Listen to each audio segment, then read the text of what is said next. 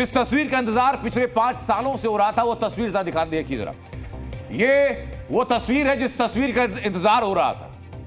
ये तस्वीर आई है रूस के कजान में ब्रिक्स सम्मेलन से, जहां पीएम मोदी, रूस के राष्ट्रपति व्लादिमीर पुतिन और चीन के राष्ट्रपति शी जिनपिंग मौजूद हैं। वो तीनों एक साथ खड़े हैं। ये तस्वीर अपने आप में कई गवाहियां देती है। इस तस्वीर के मतलब मैं समझाऊं उसके पहले एक और तस्वीर मैं दिखाता हूं आपको। इन तीनों कद्दावर नेताओं के मिलने के बाद कुछ देर बाद यह तस्वीर सामने आती है जब प्रधानमंत्री नरेंद्र मोदी सामने से चलते हुए आते हैं अपने चिरपरिचित अंदाज में, और यह हैंडशेक नजर आता है। इस हैंडशेक को लेकर के दुनिया भर में कयास लगाए जा रहे हैं। यानी चीन के राष्ट्रपति शी जिनपिंग और भारत के प्रधानमंत्री नरेंद्र मोदी की द्विपक्षीय वार्ता 2019 के बाद यह पहली बार है जब किसी एक मंच पर प्रधानमंत्री मोदी और शी जिनपिंग द्विपक्षीय बातचीत के लिए आमने सामने बैठे हो। आप देख रहे हैं जरा कि चीनी प्रतिनिधिमंडल बैठा है और इधर भारतीय प्रतिनिधिमंडल, प्रधानमंत्री नरेंद्र मोदी, स्पेशल इनवाइटी विदेश मंत्री एस जयशंकर और special invitee NSA Ajit Doval इस बैठक में मौजूद रहे। प्रधानमंत्री नरेंद्र मोदी चीन के राष्ट्रपति से मिले, लेकिन साथ ही साथ मोदी सावधान रहे, सचेत रहे, क्योंकि चीन का इतिहास फरेब से भरा रहा है। चीन जो कहता है करता उसके उल्टा है, और इसी हिस्ट्री शीट की वजह से मोदी का हर कदम, हर बयान एकदम सधा हुआ आज नजर आया। साल 2019 में चीन के राष्ट्रपति शी जिनपिंग भारत आए थे और इस मुलाकात के कुछ ही महीनों बाद चीन की फौज ने गलवान में खूनी टकराव को अंजाम दिया।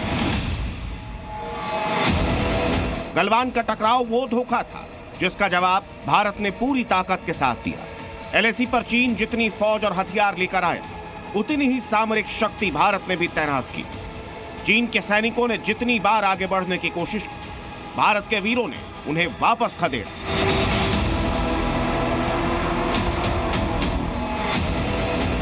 कैलाश हाइट्स पर पहुंचकर इंडियन आर्मी ने चीन को ऐसा झटका दिया कि 4 साल बाद चीन को आखिरकार समझौते के लिए मजबूर होना पड़ा। चीन ने समझौते पर हामी तो भरी, लेकिन बीजिंग से ये भी खबरें आई कि जिनपिंग ने अपनी फौज को जंग के लिए तैयार रहने को कहा है, जिसने साबित कर दिया कि चीन भरोसे के लायक ही नहीं। As of now, what has happened? We are trying to restore the trust. How the trust will get restored? It will get restored once we are able to see each other, and we are able to convince each other. Look, the buffer zones which are there, which have been created, we are not creeping, and both have to reassure each other. चीन पर भरोसा न करने की वजह सिर्फ गलवान का टकराव ही नहीं, बल्कि धोखा देना चीन का पुराना कैरेक्टर रहा है। चाहे आज जिनपिंग हो या फिर सालों पहले माओ जेडोंग, जिन्होंने तत्कालीन प्रधानमंत्री पंडित नेहरू के साथ पंचशील समझौते पर दस्तखत तो किए, लेकिन समझौते की मियाद खत्म होते ही 1962 की जंग को शुरू कर दिया था। चीन की इसी हिस्ट्री शीट की वजह से पीएम मोदी ने जिनपिंग से मुलाकात तो की, लेकिन यह भी जता दिया कि भारत की सुरक्षा और संप्रभुता सबसे बड़ी प्राथमिकता है। यानी चीन के आक्रामक बर्ताव को आज का भारत बर्दाश्त नहीं करेगा।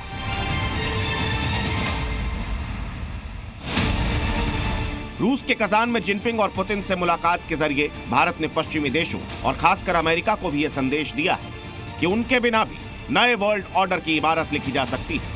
खालिस्तानी आतंकी गुरपतवंत सिंह पन्नू के लिए अमेरिका ने भारतीय एजेंसियों पर ही शक जाहिर किया। एफबीआई ने एक भारतीय ऑफिसर को वांटेड करार दिया, लेकिन अमेरिका के ये एक तरफा कदम या दबाव कबूल नहीं किए जा सकते।